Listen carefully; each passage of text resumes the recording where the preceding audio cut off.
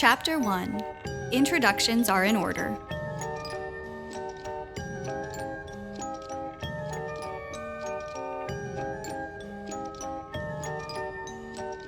This is the story of Celeste, the steam-spunkiest pixie this side of the Milky Way. Celeste lives in her steampunk home, along with her steampunk cat Nova. But that's a story for another day. Celeste is a tiny tinker. Not like Tinkerbell, but a true tinkerer in every sense of the word. She doesn't just sprinkle fairy dust, she builds, experiments, and invents. She has a whole box of tools just waiting to create. A tinker is someone who plays with machines and gadgets in a creative, curious way, often with a spark of mischief. And mischief is something Celeste knows well. Her playful spirit and brilliant inventions are legendary throughout the pixie realm. Celeste has been a tinker ever since she was a little one. She inherited many of her tools from Papa Pixie. Not only is Celeste a tinker, but she is also a stargazer, hence her name. Celeste has been infatuated with the stars since she was just a baby. Papa Pixie gave her a spyglass, and to this day it is one of her most prized possessions. Celeste and Luna spend their days stargazing.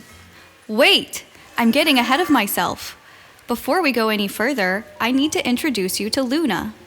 Luna was once a real Luna moth that Celeste found one starlit evening and gently brought home. From the very first moment, they were inseparable, best friends instantly. Do you know anything about Luna moths? Found only in North America, they begin life as humble caterpillars, spending about a month munching on leaves.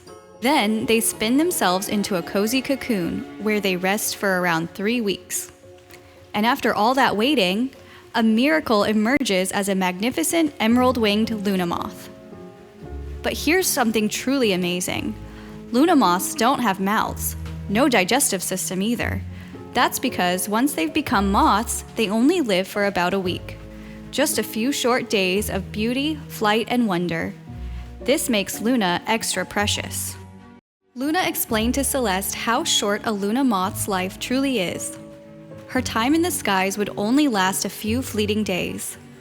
Celeste's eyes welled with tears, but only for a moment. Then she smiled. She knew exactly what to do. "I'll build you a new body," she said, her voice full of hope. "A mechanical one that won't fade with time. That way, we can be together forever." Luna's wings shimmered with joy. "Yes," she whispered, "let's do it." Pixies are made of magic and mischief, and once they set their mind on something, not even the stars can stand in their way. Celeste began building her steampunk Luna. She included a wind-up mechanical heart, which means, quite literally, she holds the key to Luna's heart.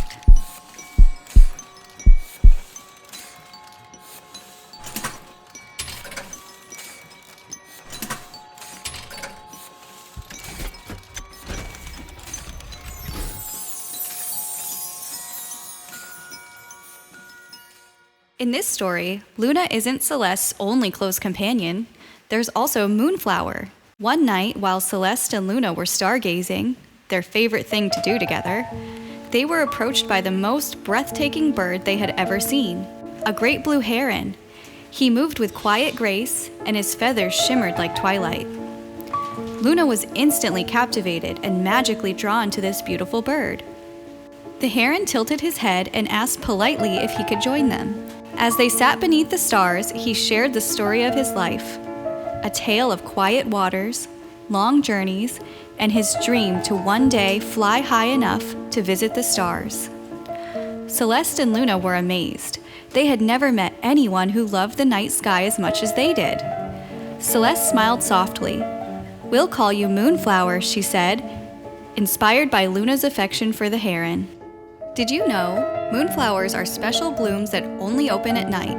Their sweet scent fills the evening air, attracting creatures like the Luna moth. Because of this, they've come to symbolize romance, mystery, and dreams. All the things Moonflower seemed to carry in his heart.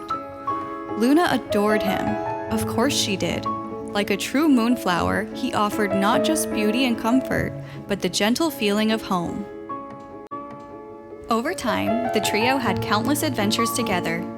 Moonflower taught Celeste and Luna to be quite the proficient fishermen, while Celeste taught them everything she knew about stargazing. Years passed, and then came the sorrowful day when Moonflower's time in his feathered form came to an end. But just like she had with Luna, Celeste wasn't ready to say goodbye. With a heavy heart and steady hands, she crafted him a new form, a mechanical marvel that honored his spirit.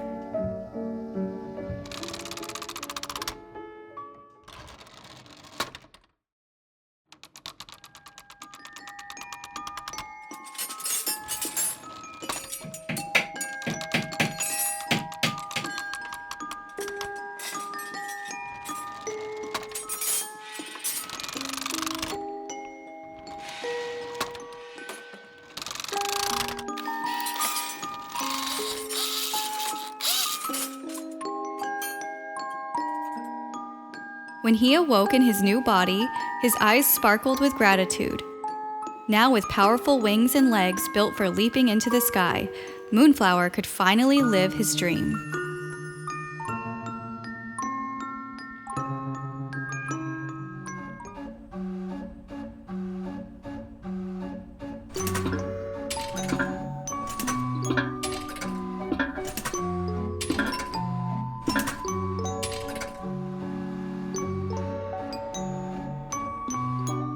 Chapter 2. Into the Night Sky.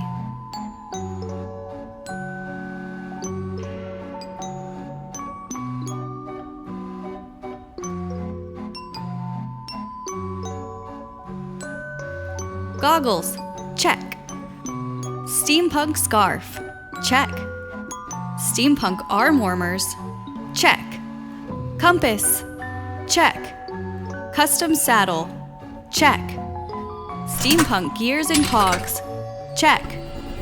Turbo boosters on, check. Chime on, check. And last but not least, her trusty spyglass. Celeste never leaves home without it, check. And Luna is ready to go. Celeste climbed onto Moonflower's back, his wings stretched and ready to fly. Beside her, Luna fluttered into place, glowing softly in the moonlight. And just like that, the trio launched into the midnight sky in search of falling stars.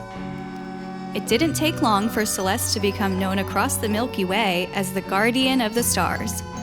Not just someone who visits stars for fun, but someone who rescues them. Because you see, some stars don't fall because they burn out, they fall because they've forgotten how to shine. One evening, during their usual nightly flight, an alert came over Moonflower's chime receiver. Now what is chime, you might ask? Chime, celestial hotline for interstellar messaging and emergencies. The must-have galactic gadget for celestial emergencies. With glow-tone alerts and a signal strong enough to reach the farthest corners of the cosmos, Chime keeps you connected no matter how far you've drifted from your orbit. Whether you're a falling star in need of a pep talk, or a forgetful comet who's lost their way home, Chime provides a lifeline for all cosmic beings, trusted by moon messengers and endorsed by planetary travelers alike. Because even the brightest stars need to phone a friend sometimes. This time, the message was urgent. An elderly star was falling. Edgar was a twinkly old star that spent his nights reciting poems about the galaxy to younger stars. His most famous poem, of course, entitled Stars, goes like this. The stars, oh the stars, they don't flicker by chance. They shimmer in rhythm, they waltz and they dance. Each one a story, a soul burning bright, a lantern of memory hung deep in the night.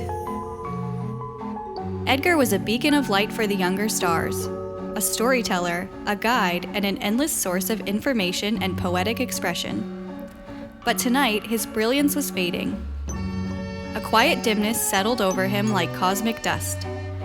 Edgar had fallen under a spell known all too well among the stars: jealousy. A prickly little feeling that flares up when someone else's sparkle seems shinier than your own, often accompanied by grumblings, side eyes, or the inexplicable urge to outshine a fellow star. Symptoms include comparing your glow to someone else's, unsubscribing from Instaglow in a dramatic huff, quietly hoping they trip over their own stardust. Celestial advice: your light was never meant to match theirs. The sky is big enough for everyone to shine. You see, his neighbor Spark was young, vibrant, and burning brighter than ever. Edgar, who once lit up the skies with stories alone, now felt dim, forgotten, small. Just then, Celeste arrived. "Edgar Allan Glow," she called out, "you stop sulking and come see me at once." Edgar turned slowly, embarrassed by the flicker of gloom in his heart. "Celeste, I'm sorry, but I'm not feeling well these days," he murmured. "Spark has billions of followers on his Instaglow. Everyone loves him. I suppose I'm just an old, fading ember." Celeste looked at him kindly, and then over at Spark, who was twirling and flexing joyfully while posting selfies on Instaglow. "Well," she said honestly, "Spark is something else. While he is a social media savvy star, brilliant and bold and full of fizz, Edgar, you are the glow that inspires. Spark does burn fast and fierce, and it's true, Luna and I follow him on Instaglow and Lunarlink. But you, dear friend, burn steady and wise. Edgar, my brilliant friend, stars aren't meant to compete. They're meant to shine together. The Milky Way just wouldn't be the same without you." Her words had an impact, and slowly, Edgar's light began to return. Not in a flash or a flare, but a slow, warm shimmer, like a memory rekindled. Because even the oldest stars need reminding now and then that their glow still matters. Luna's wings fluttered with excitement to see Edgar's spirit return. Moonflower gave Edgar a comforting nudge as he floated back up, taking his rightful place in the sky.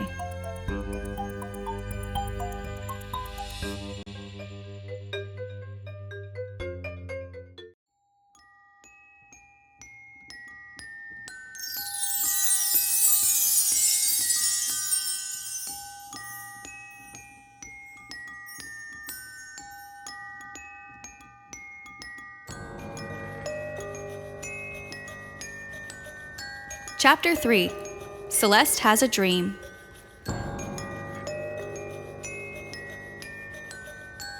Celeste had a recurring dream, one she often shared with Luna and Moonflower during their quiet moments together. A dream is a late-night mental meteor shower, unexpected, dazzling, and sometimes a little tangled. Dreams are the heart's quiet way of sorting, searching, and stargazing inward. They flicker with hopes, memories, and a few unspoken wishes. Often gone by morning, but occasionally, one leaves a trail so bright you carry it with you all day. In the dream, she wasn't just a little tinkering pixie.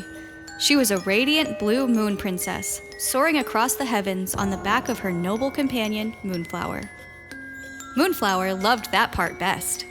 Her skin shimmered with the gentle glow of blue moonlight.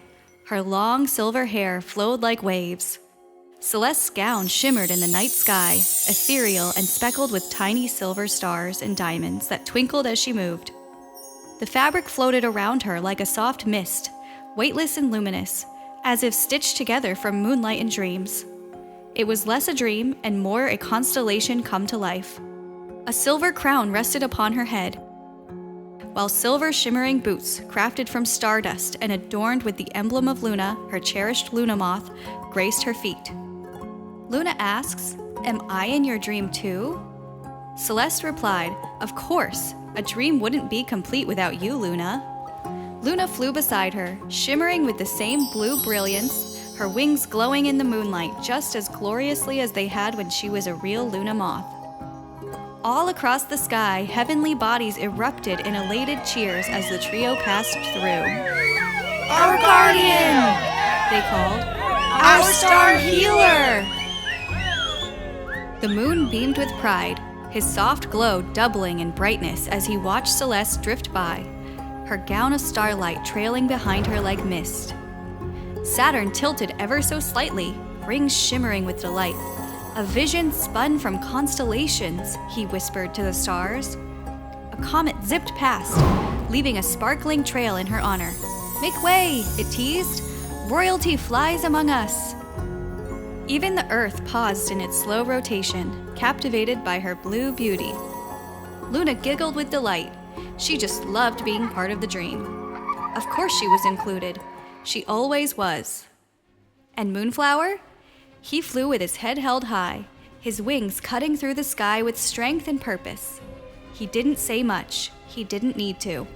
His heart was full of admiration and a quiet pride, overflowing with love for his two companions.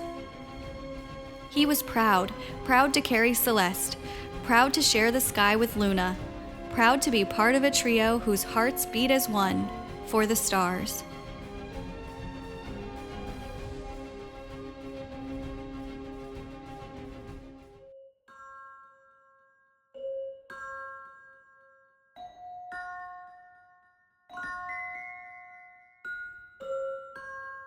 Chapter 4: The Littlest Light.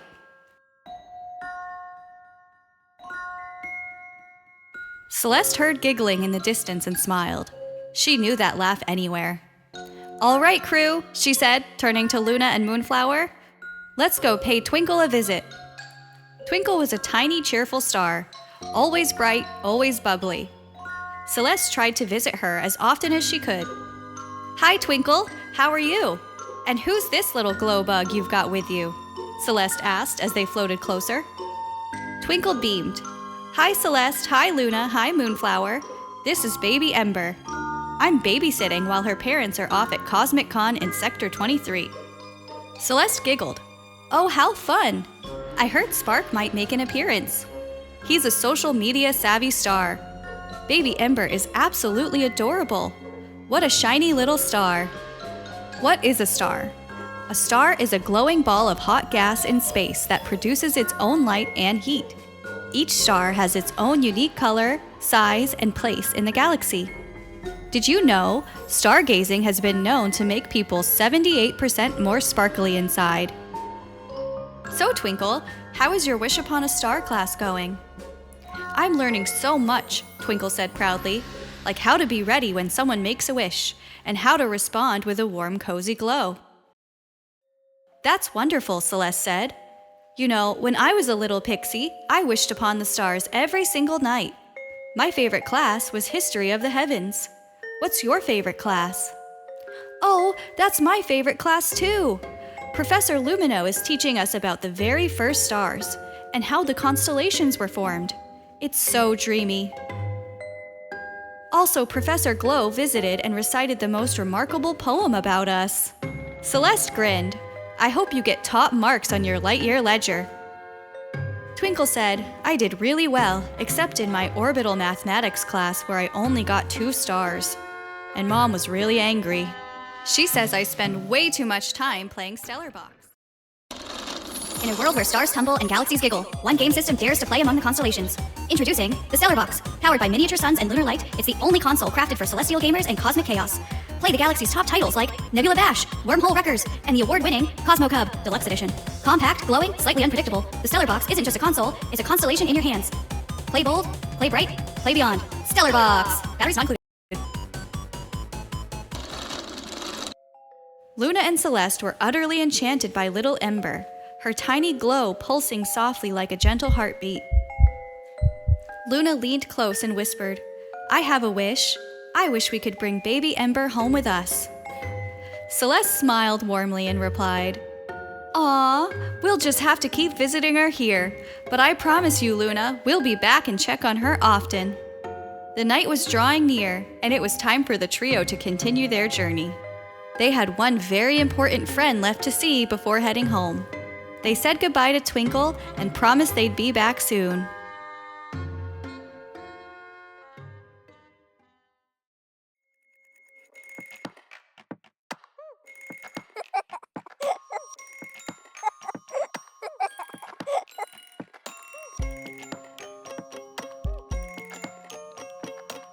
Chapter 5: The Little Prince.